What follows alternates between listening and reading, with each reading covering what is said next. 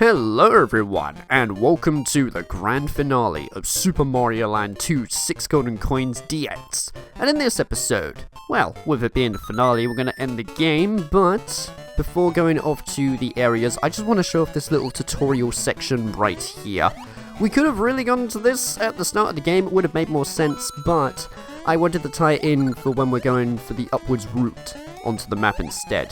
Also, just to show a little visual detail that they show off in the DX version of this, I think they also tried this on the Game Boy, except it didn't work as well. But if you pay attention to the background as I go through this level, you might notice it gets a little bit darker.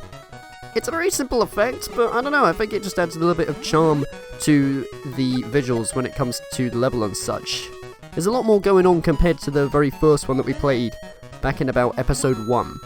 Also, I'm ignoring these enemies for a reason, because if you look at my enemy counter at the bottom right, it's on 94. Remember when I said every time it gets to 100 you get given a Starman? Yeah, I'm gonna kind of preserve that for when we go on to the next level, as I don't feel like using it here. I probably could get extra lives that way, but I just felt, you know, it was a bit more safer to do so. Anyway, yeah, that's it for the tutorial level. So we might as well go on to the next section, which is over to our left, and this is a very, very different level. I'll play it normally first though. At the start of this, there is a bubble near this hippo, but I don't want to take that. I will come back to that after we've cleared the normal route of this level, as at the very beginning, we have this fire block right here. This is one of the weirdest ways I find in order to pick up the items which are in there, because I just destroyed it with a fire block, and now I have to take damage from an enemy. Even on that one I accidentally killed it. It's always the way, isn't it? It's whenever you want to take damage from an enemy where you accidentally kill them instead. It's like they know your tricks up your sleeve, and then they just do anything to stop that. Anyway, inside here we get given 2 extra 1-ups. That's really all there is for that area, but hey, I mean, it helps me out and gets my life counter closer to 99. You see, by the time we get to Wario's castle, I really want to make sure I have 99 lives. There's no reason for it, particularly, because you don't get anything extra, it's just I feel satisfied. I like hitting the max that the life counter goes up to, and then calling it a day that way. I am hopeful though that I have Fire Mario as I play through this level, because he does make it a bit easier going through the underwater sides. And there's something I'd like to point out with Fire Mario when it comes to how he looks in the DX version. So, of course, due to the monochrome palette of the Game Boy, if Fire Mario looked like this, you wouldn't be able to tell the difference between normal Mario and Fire Mario. So to help out with that, they added like a little feather at the top of his head so that you recognize what was what. But when it came to the DX version, they actually just decided to remove the feather since the game is in colour and you can identify the white and the red on his clothes.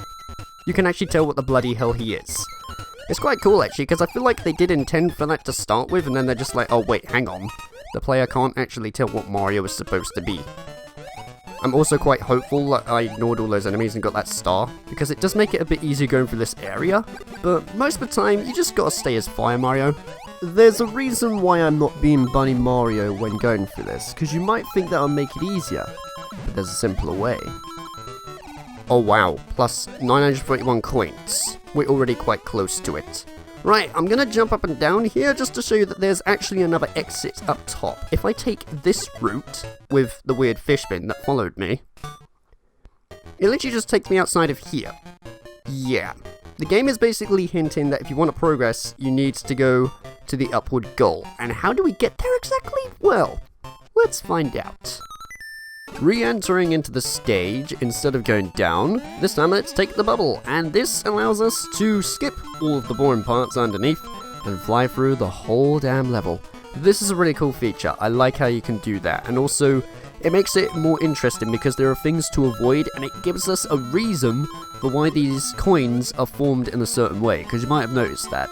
If you were looking while I was playing through the normal route, some of the coins were basically forming a path.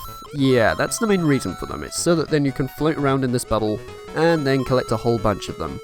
Speaking of coins, yeah, we've just hit 999 of them. Great. So I'll tell you what I'm going to do instead then. If I take the secret route which of course, I think you figured it out with this. You collect the bubble, and then that allows you to get to the higher bell side of things. Or at least goal. That's going to take us to the new place, right? But I don't quite want to do that, so what I'm going to do instead is, when we get near it, I'm just going to take the normal route and then head off to the casino. Because, otherwise, I am going to go to the new place and then have to spend the whole time there hitting the max coins, so therefore there's no point in getting anything. There's a nice little hint for this, by the way. If you look at the cloud, it's got an arrow pointing upwards. Yeah, that's telling you that if you head upwards, you can hit that and it reveals a secret little money bag for you to get coins. Which again is pointless. But I'm mainly just doing it because it's fun, you know, even though I'm not really making any income per se. Here's the upper goal though. You can hit the bell if you really want to. But of course, I don't really see the point since I already have Fire Mario. It's pretty unnecessary if you've got a power up. So let's just go for the normal side and head off to the casino. Okay, so here I am at the casino, and now let's go see what I'm gonna win. I'm gonna hit this one at the top. What are we gonna get? Again. Damn. Well, that was a flaming waste. I want to go back into the level again though, because even though I did take the bubble and just fly through the level, how about I literally fly through the level? This is a thing. If you run at the very start, jump and just hold down A. I'm not even holding down right on the D-pad. You can just keep your speed and fly through the whole entire thing. I'm going to ignore the bell though and then just go through the door because I've already got Fire Mario. There's no point. Anyway, welcome to space. Yes, space is in this game. And it's really cool. Let's look at level 1. Similar to the bubble, there's also gravity physics here, apart from we can't float to the very top. We can only go at a certain height and then go back down again. It is a very common level, and also, I like how they put Mario in an astronaut suit. I mean, we all know that Mario Galaxy happened, but he just kind of could magically breathe in space. And heck, even Yoshi could, when he fought like the boss in Super Mario World 2, Yoshi's Island. So it's nice to see that this one makes a bit more sense when it comes to it. And it's interesting as well, because a lot of people tend to think that Mario Galaxy was the first game in the Mario franchise to put him in space. No, not really the case. Mario Land 2 actually did that first, and I think it did it in a smart way, because I didn't really see that coming, you know? I like how you can go from a bubble, from the sky, and then just suddenly you're on the moon. There's no reason or connection, but it's just a thing that kind of happens. Gunpei Yokoi was a little bit weird when it came to this game, but you know what, never mind. There's also a little bit of a secret around here as well, which basically just leads you off to a 1-up. But I think it's interesting to know, as the first time you play this game, you might struggle with this quite a bit. I remember when I played this a lot as a kid, and oh man, it did kick my ass. It did kick my ass quite a bit. Yeah, especially the final level. Good god, we'll get to that though when we get to that. But if I just go ahead and hit this block right here, you can hit a whole bunch of them, and then that basically builds a path up towards the 1-up. It's just something to show off, that's all. I do like the stars and the detail in this. However, when you play this on the Game Boy original, it doesn't really look too different, I suppose, considering that with like the black background and such. Oh yeah, the crop of the Game Boy screen can sometimes be a bit annoying because when I'm descending, I can't quite see what's below me, and because of that, I lost my Fire Mario suit, which kinda sucks in places. I like the calm music here as well. I think it's also the fact that the Space Zone has unique themes to it, even the second level that we're gonna come up to. However, they do reuse a couple of things, like these enemies right here. We saw these in Mario Zone, except I didn't really get the name of them. They are actually called Bomu Bomus, which I suppose kind of makes me think of Bob-ombs from Super Mario 64? Wow, also this game came out before Mario 64, so I guess that's just another thing that I've just realized. Bloody hell. There's some weird blocks at the end as well, which I'm gonna try and show off, but if I can't, if I lose my Fire Mario suit as I play through this, it's not the end of the world. Because it is a little bit random. And I kinda jinxed that, whoops, my bad. There's a secret exit right up there, which we need to get to, but these are the blocks that I'm on about. If you destroy those, you don't really find anything. I don't know why they put them there. I feel like they were supposed to put something there, but then it just kinda got cut out instead. this leads us on to the boss, which is on the star, but I'd like to go into this level again and find the secret exit. Coming back to the checkpoint area, I would like to jump up and hit this block right here. Yeah, there's going to be invisible blocks in this, however the first one's the trickiest to find, as the rest of them you just jump directly upwards on each one and it leads you up to this area right here. Now, this is where it's going to be a bit tricky if you aren't quite good with timed jumps, particularly in platformers. Because this one you need to be quite precise, and often whenever I do this, I tend to miss all the coins. So I'm actually quite, wow, surprised I got all of them. I don't usually do that. Well, every time I do it, I seem to overjump and then I miss the coins. But this leads us on to a secret area where the moon is annoyed. So let's just go in and see it. There's nothing to this level as such, it's just you're going to be collecting a bunch of coins and it allows for chances of getting extra lives. And also it counts towards your 100% completion for finding all the secret exits. So as we go through this, I want to give out a bit of trivia, just to keep you amused. I'm going to present an image. Here is the beta development of the title screen. This is what it was going to look like. And of course, this is what it is like in the final one. I just found that interesting because it's got like the pipes in more visible style. Even the logo is given a bit more of a basic design. Very similar, actually, to the font and style of how it looked in Super Mario World. Because, I mean, we already know that this one is quite inspired with Super Mario World when it comes to it. There's also an unused swimming animation with him in his spacesuit. I have a feeling that they were actually thinking of, instead of using the bubble physics, they were going to add swimming animations in order for him to go through. But my guess as to why they removed that is probably because when he swims, his hitbox basically extends. And they found that to be a bit unfair. That's my theory behind it all anyway. In fact, let me know what you think in the comments below. We're actually near the end of the stage though with all that rambling, and there's one thing that I want to do. I would like to land over there to the very right, which didn't go well at all, but at least I can use the star to save myself, as there's a 1-up at the very top of this, just in case if you're curious and want to collect more of those lives. You see, here's the thing that happens if you fall all the way down to the bottom through those gaps. There's the ground floor, so this means that if you're up there and collect a bunch of coins and you slip, yeah, you can't really do much about it. It's just one of those sort of bonus rounds. So how about we just end off this round and go on to the boss's stage, because this has my favourite song in the game, as well as a favourite for other fans, which is In the Star. What a fitting place. Right, so for people who have watched Awesome Games Done Quick, there was a speedrun of Super Mario Land 2 6 Golden Coins, and this song is known as That Funky Star Song. Take a listen.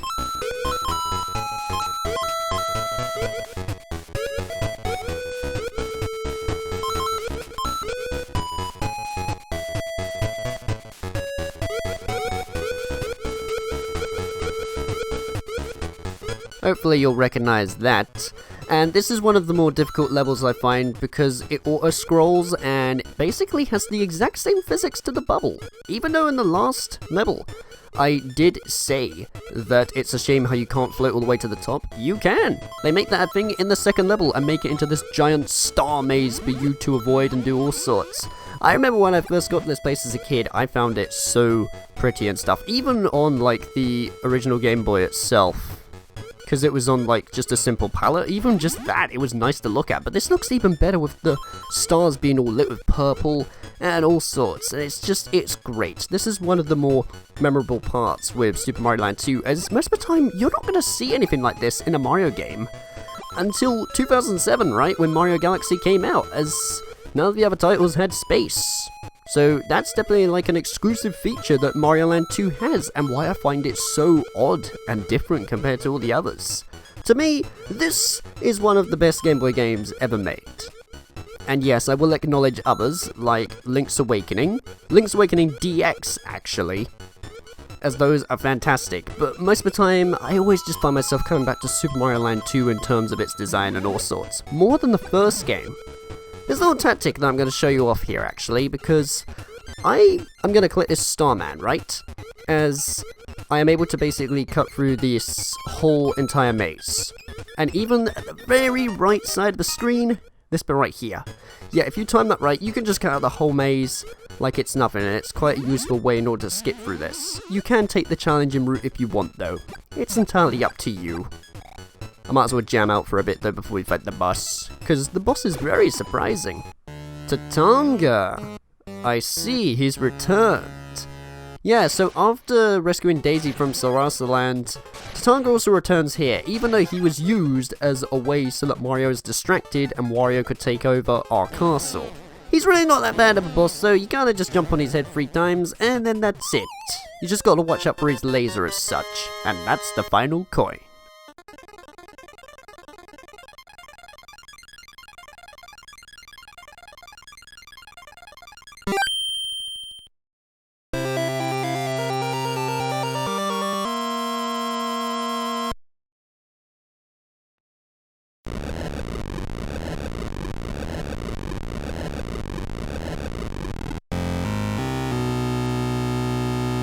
With all 6 golden coins in hand, we now have the ability to venture into Wario's castle and claim back what once was ours.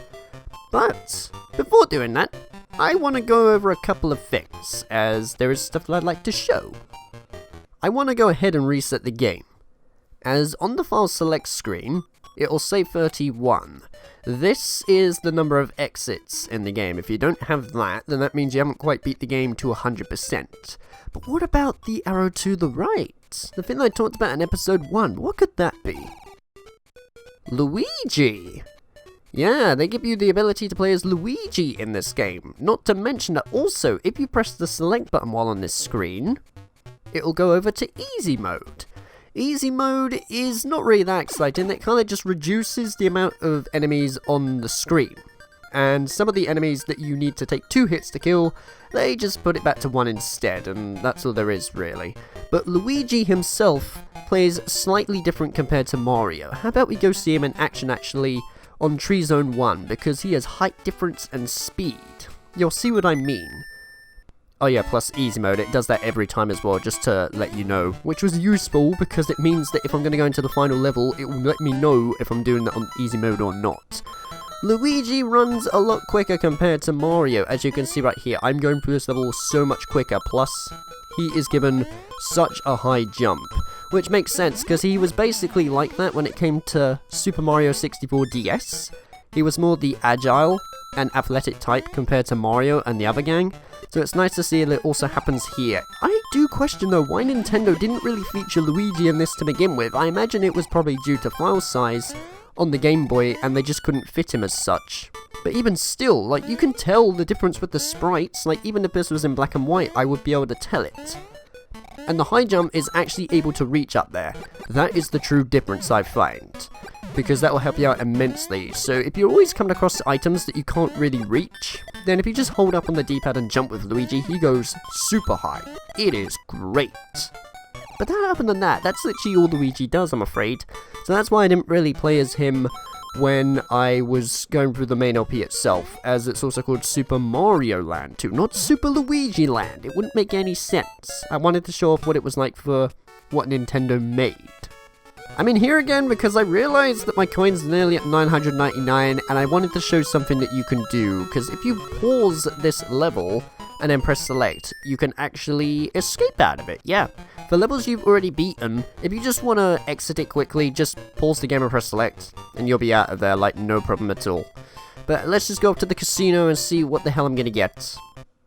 Alright, for the last time, this time as Luigi, we get 21 ups. That's what I'm talking about, and now we definitely have 99 lives. So you know what, I'm really happy about that. So now we're all set and ready to take on Wario, I guess. There's a couple more things though that I do actually want to show off. I know there's a lot of things. For a start, if I press the select button while on the map, you can switch between Mario and Luigi, just like that. It's so cool. So you don't even have to go to the file select screen, you can just press it, and it even works on this map right here. It does kind of loop the animations and the music though, which is quite odd as such, but it's a really good feature for this. The big question, what happens if you lose all of your lives in this game? Well, let's see. All of those 6 golden coins we have just collected go away. Yeah, this game shows no mercy. If you get a game over in this, you have to collect all those coins all over again.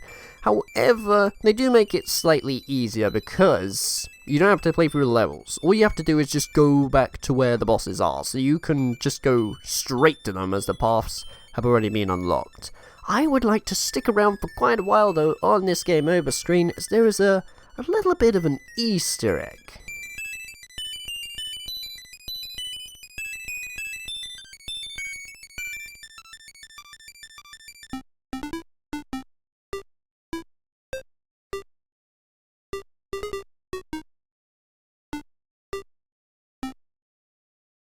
Yep, they hit Tataka's song in this, much like Link's Awakening, Animal Crossing, and all these other games that have this secret little thing put into there, which is cool actually, because Tataka composed the music for this game, so he snuck in his own little unique song that he did. Just to show you can get the coins again easily, I'm just going to show what Sewer Rat is like, as I took this guy down way too quick, and I wanted to give you more time to see what he's actually doing, where he's going around, going through all these pipes and such. It's kind of similar to a certain boss fight actually from Sonic Advance, when you fight Dr. Eggman in the casino zone. Yeah, that's the one. But that's it for Sewer Rat, and for real, that is everything all done. So let's just move back on to the main game, shall we? So, with the 6 golden coins in hand, and the only place left being Wario's castle, it's time to end this.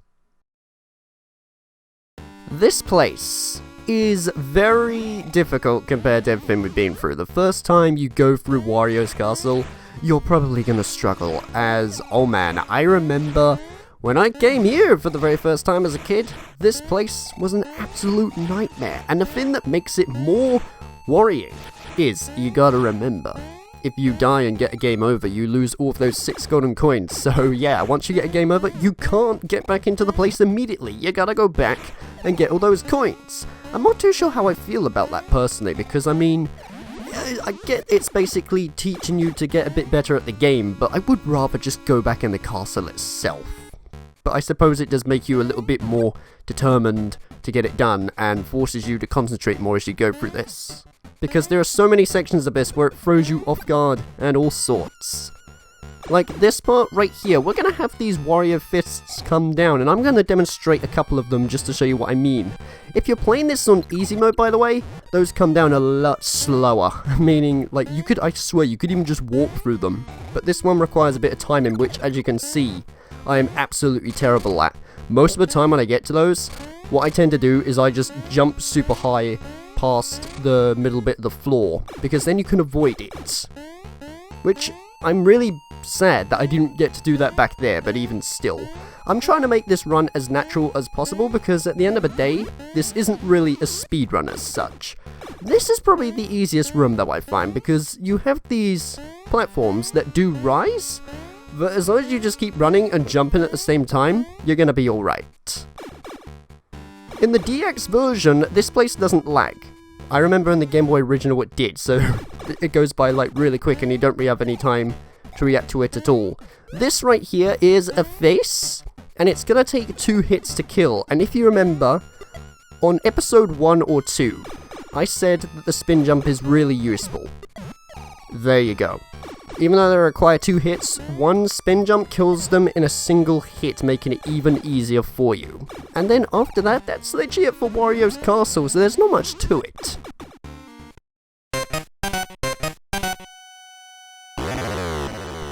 And here is the main man himself. I gotta say, he looks quite goofy looking. It's funny, because even on like the instruction manual, he looks quite threatening as such, but then when you see him after seeing him before as like a mysterious figure at the top of the castle and whatnot, he just turns out like this, and I don't know, I just find it a little bit sort of anticlimactic myself.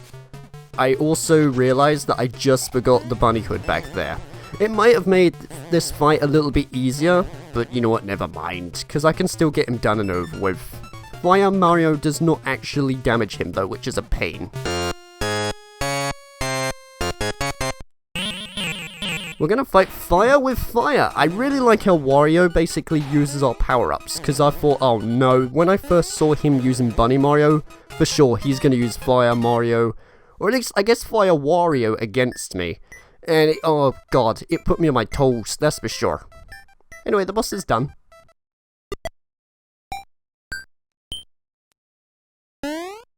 And so is the game.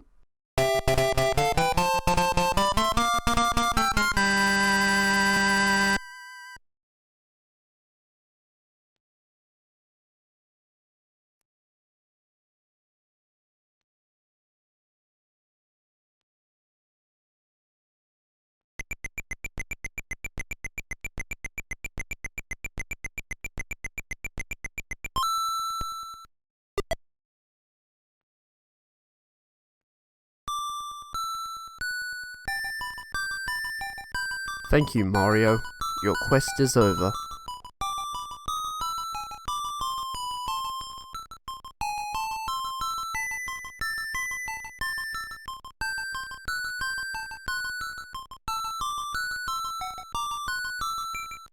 And this has been Super Mario Land 2 6 Golden Coins DX.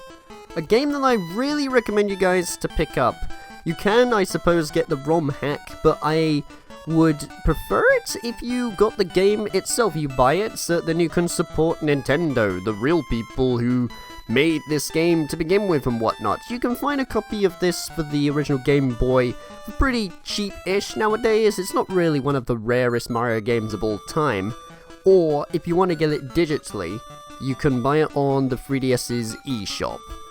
Now, you're not really going to get the game in colour, obviously, but I suppose at least with the 3DS version, you do get the option to play it in black and white, or even black and green, if you're going to go back to the Game Boy original from 1989. My goodness. Because I imagine that even when this game was in black and green, it still looked bloody fantastic back in the day.